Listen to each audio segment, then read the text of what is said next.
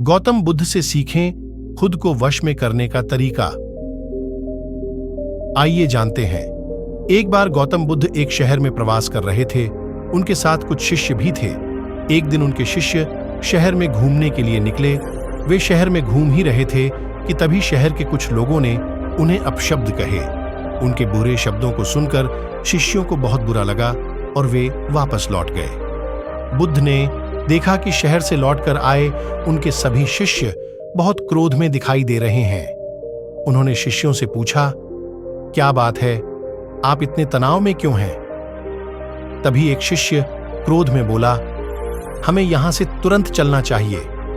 जब हम बाहर शहर में घूमने गए थे तो यहां के लोगों ने बिना वजह हमें बहुत बुरा भला कहा। जिस जगह हमारा सम्मान नहीं हो वहां हमें नहीं रहना चाहिए। बुद्ध ने कहा, क्या किसी और जगह तुम अच्छे व्यवहार की अपेक्षा रखते हो? दूसरे शिष्य ने कहा, इस शहर से तो अच्छे लोग गांव में ही होंगे।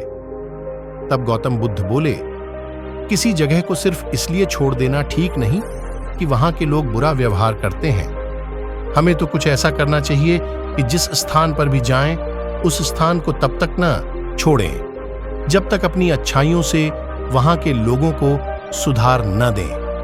हम जिस भी स्थान पर जाएं, वहां के लोगों का कुछ न कुछ भला करके ही वापस लौटें।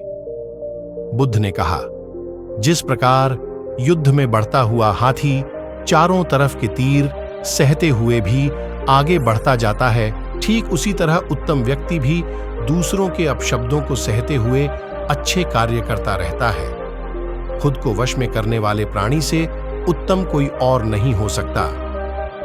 बुद्ध की बात शिष्यों को अच्छी तरह से समझ में आ गई और उन्होंने वहां से जाने का इरादा त्याग दिया।